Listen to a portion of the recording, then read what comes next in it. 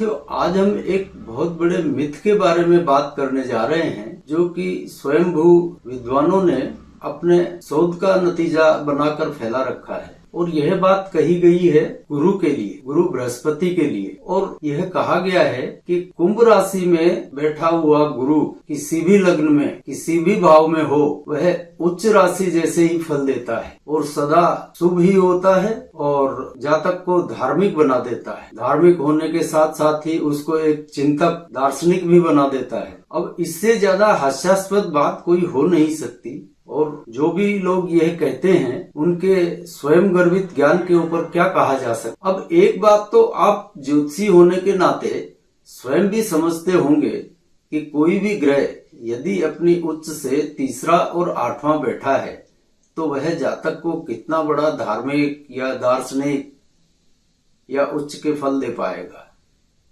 कुंभ राशि में बैठा हुआ गुरु अपनी स्वयं की राशि धनु से तीसरा हो जाता है और अपनी उच्च राशि कर्क से आठवां हो जाता है। अब तीसरा और आठवां आपको क्या देगा, यह सोचने की बात है। अब देखिए, कोई भी व्यक्ति जब ज्योतिषी के पास आता है तो वह किसी न किसी परेशानी में होता है, तभी वह ज्योतिषी की शरण लेता है। अब इस स्थिति में क्या होता है कि ज्योतिषी का भी अपना एक समय होता है। यदि उसका समय खुद का अच्छा चल रहा हो तो फिर वह चाहे कुंभ के गुरु से उसको राजपाट दिलवा दे या चाहे जो कर दे, वो तो हो ही जाएगा। यहाँ पे उसका समय चल रहा है, लेकिन यह हकीकत नहीं है। ज्योतिष के नाम पर एक भ्रम परोसा जा रहा है। अब एक तरफ ज्योतिष को साइंस बताया जा रहा है और दूसरी तरफ यह उल्टा सीधा ज्ञान दिया जा रहा है। यदि हम ज्योतिष को साइंस मानते हैं तो उसके पीछे कोई ना कोई ठोस कारण अवश्य होगा। बिना किसी आधार के, बिना किसी ठोस आधार के कोई भी बात को सिद्ध किए बगैर वह विज्ञान तो कम से कम नहीं हो सकता। ज्योतिष को साइंस सिद्ध करने के लिए आपको पूरे तर्क और एक ठोस आधार देना होगा। खाली कह देने भर से यह साइंस नहीं बन जाएगा, उसके लिए बहुत मेहनत करनी पड़ेगी। हाँ, आप यदि इसको ज्ञान भी कहते हैं तो ज्ञान वह होता है जो सिद्ध नहीं किया जा सके, और यह ऊपर वाले की कृपा से किसी किसी को ही मिलता है। यह एकदम ऐसा नहीं है कि सबको प्राप्त हो गया। बहुत मुश्किल से जिस पर परमात्मा की कृपा हो जाए उसको मिल सकता है। तो वह तो कुछ भी कह दे, उसकी बात तो सर्वमान्य है। लेकिन जिन लोगों को ऊपर वाले ने ज्ञान दे दिया, वो फिर इस तरह की उल्टी सीधी बात नहीं करते। कोई भी इस तरह के फालतू के सिद्धांत नहीं देते कि मेरी शोध के आधार पर अनुभूत सूत्र दे रहा हूँ। ऐसा तो नहीं हो सकता। जिसको ज्ञान मिल गया वो फिर इस दुनिया से परे हो जाता है, उसको कोई अनुभूत सूत्र देने की आवश्यकता ही नहीं रह जाती, उसकी तो वाणी ही सिद्ध हो जाती है। लेकिन यदि हमें ज्योतिष को साइंस सिद्ध करना है तो इसके पीछे कोई ठोस कारण, तर्क, आधार खड़ा करना होगा और इसके पीछे मेहनत करनी होगी, तभी यह साइंस सिद्ध हो सकता है। देखिए, ज्ञान और विज्ञान में कोई बहुत ज्यादा फर्क नहीं है। दोनों एक ही सिक्के के पहलू हैं। ज्ञान वह है जो अनसुलझा है और विज्ञान वह है जिसको हमने सुलझा लिया। बस इतना सा ही फर्क है। जब तक ज्ञान को सिद्ध नहीं किया जा सके तब तक वह ज्ञान है, और ज्ञान जैसे ही सिद्ध हुआ कि वह विज्ञान बन जाता है। तो जब हम ज्योतिष को साइंस होने की दुहाई देते फिरते हैं तो उसके पीछे के ठोस आधार और तर्क देने होंगे, तभी ज्योतिष को कुछ गरिमा मिलेगी और तभी यह साइंस सिद्ध होगा। अब इस बात को समझने के लिए हमें एक बात समझनी होगी। रामायण में आप सभी ने पढ़ा होगा कि रावण वध के पश्चात भगवान श्री राम पुष्पक विमान से अयोध्या लौटे थे। पुराने समय में इस बात को लेकर काफी संशय था। जो श्रद्धालु हैं वो तो मान लेते हैं, लेकिन जो तर्कशील व्यक्ति थे, जो वैज्ञानिक दिमाग के लोग थे, उन्होंने इस बात को कभी भी नहीं माना। उन्होंने इसे केवल कवि की कोरी कल्पना ही मानी। उनके हिसाब से विमान हो ही नहीं सकता था। उड़कर कोई विमान कैसे आ सकता है? उस समय में चूंकि हवाई जहाज वगैरह की कोई व्यवस्था ही नहीं थी, कोई जानता ही नहीं था। यानी वैज्ञानिक दिमाग के लोग, तर्कशील लोग उस समय पुष्पक विमान को पूरी कल्पना मात्र मानते थे, लेकिन जब हवाई जहाज का आविष्कार हो गया और हवाई यात्रा जन साधारण के लिए सहज और सुलभ हो गई, तो अब किसी को कोई संशय नहीं रह गया है। अब विमान यात्रा कोई कल्पना नहीं है, बल्कि यह एक विज्ञान हो गया है। लेकिन इस कल्पना, विमान यात्रा की कल्पना को सत्य सिद्ध करने के लिए हमारे वैज्ञानिकों ने दिन रात मेहनत की है, और उनकी अथक खोज परिश्रम का ही यह परिणाम है कि विमान यात्रा आज सहज और सुलभ है। लेकिन इसके पीछे वैज्ञानिक कारण और सिद्धांत मौजूद हैं। पहले छोटे छोटे विमान हुआ करते थे, लेकिन जैसे जैसे इसमें शोध होता गया, आज 500-600 यात्रियों को लेकर एक विमान उड़ान भरता है और सफलतापूर्वक अपनी मंजिल तक पहुंचता है। यह मैंने आपको एक उदाहरण दिया कि हमारे ग्रंथों में विमान यात्रा का जिक्र था, जिसे आज मनुष्य ने हकीकत में बदल दिया है। मतलब विमान यात्रा का यह ज्ञान लुप्त हो गया था, जिसे आज खोज लिया गया है। इसी तरह से ज्योतिष का जिक्र भी हमारे ग्रंथों में बहुत सटीकता से आया है। पर जैसे विमान का ज्ञान लुप्त हो गया था और उसे खोज लिया गया है, उसी प्रकार यह ज्योतिष का ज्ञान भी लुप्त प्राय है और इसे भी मेहनत से खोजा जा सकता है। यह कोरी कल्पनाओं से और अनुभूत सूत्रों से सिद्ध नहीं होगा।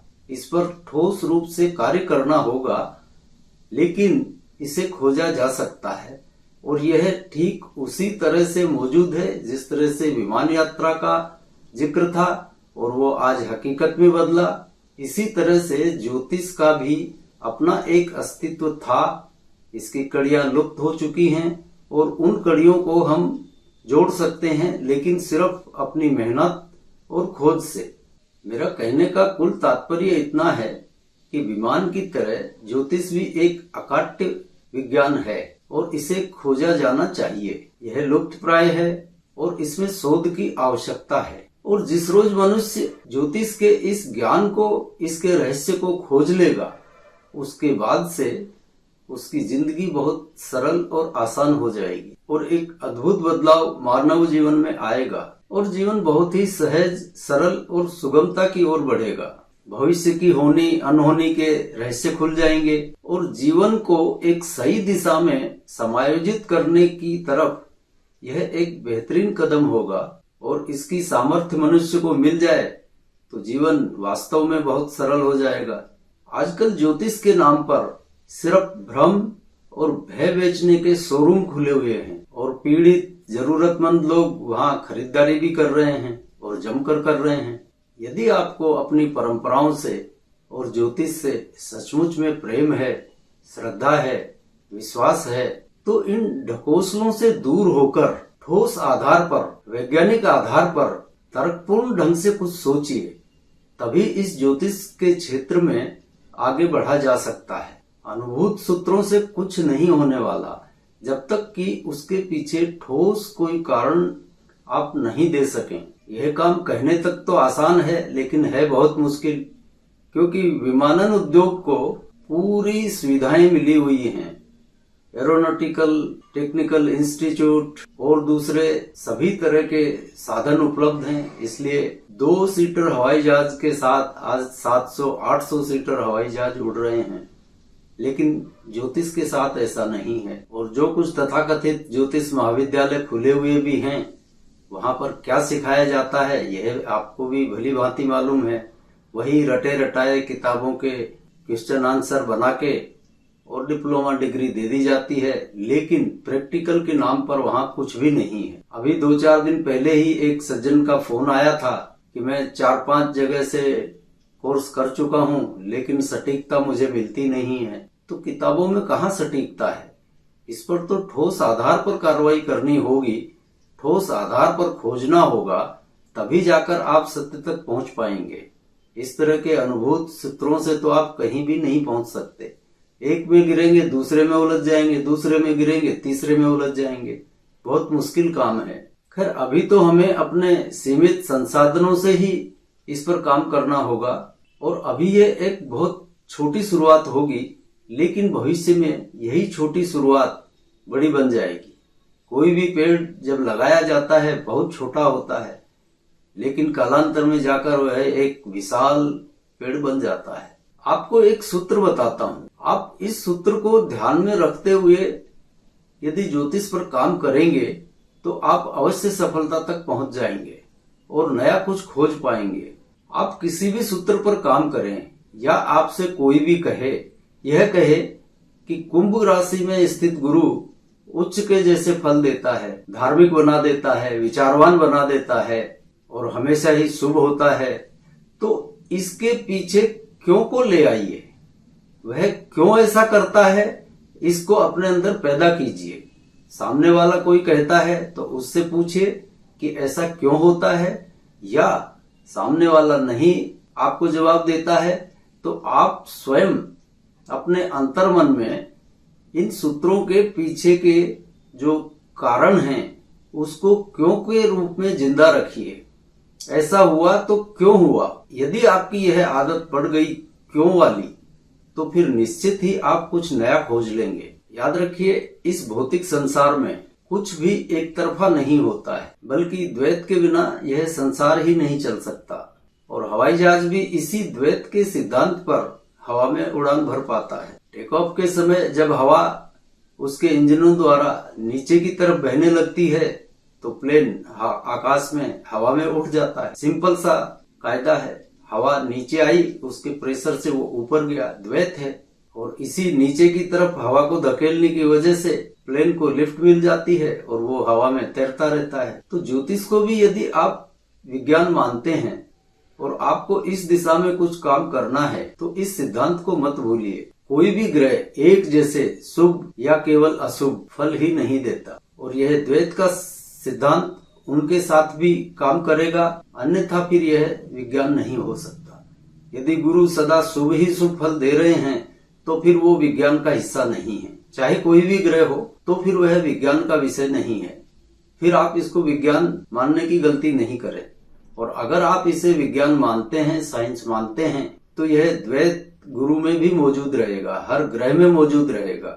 इस बात को मत भूलिए। आपको तथाकथित कोई भी ज्ञानी गुरु यह बात कहे कि इस ग्रह के ऐसे ऐसे फल हैं, तो आप उसे बिल्कुल मत मानिए जब तक कि वह आपकी कसौटी पर खरा नहीं उतर जाए। याद रखिए, यहाँ पर कोई भी गुरु नहीं है और कोई भी शिष्य नहीं है। और गुरुओं ने तो यहाँ शोरूम खोल रखे हैं और आप शिष्य नहीं, आप केवल उनके ग्राहक मात्र हैं। यदि आपको ज्योतिष में कुछ नया खोजना है, नया पाना है और उस पर काम करना है तो किसी गुरु की कोई आवश्यकता नहीं है, क्योंकि आजकल गुरु मिलना मुश्किल है। वह पुरानी गुरुकुल की परंपरा तो समाप्त ही हो चुकी है। इसलिए आप किसी गुरु की तलाश में हैं तो शायद आप गलत रास्ते पर हैं। हाँ, मीठी मीठी वाणी और सुंदर वेशभूषा से युक्त गुरु घंटाल आपको जरूर मिल जाएंगे और उनसे आपको कुछ मिलने वाला नहीं है। याद रखिए, यहाँ हम सब एक दूसरे के साथी हैं, मित्र हैं, एक दूसरे के सहयोगी हैं, जो एक रास्ते पर यानी ज्योतिष में कुछ खोजने के रास्ते पर इकट्ठे चल रहे हैं। इससे ज्यादा इसमें कुछ नहीं है। और आप सभी से निवेदन है कि आप प्लीज मुझे गुरु का संबोधन नहीं दें। मैं आपका साथी हूँ, इससे ज्यादा कुछ नहीं हूँ। और इस साथी होने के नाते हम अपने अपने अनुभव एक दूसरे से शेयर करते हैं। आप अपने अंतर्मन को टटोलिए, आप स्वयं ही अपने गुरु हैं। आपको अपना असली गुरु आपके अंदर ही मिलेगा, वहीं पर टटोलिए। बस खाली तर्क और जिज्ञासा आप पैदा कर लीजिए अंदर, फिर आपका गुरु आपके अंदर ही बैठा है। ज्योतिष के बारे में इस तरह के उल जलूल मन गढ़ंत सूत्र सुनकर काफी दुख हुआ। पहले से ही यह ज्ञान लुप्त प्राय सा है और हम इसी को इस तरह परोसेंगे कि लोगों को दिग्भ्रमित करे और ज्योतिष की महिमा है उसको और कम कर दे।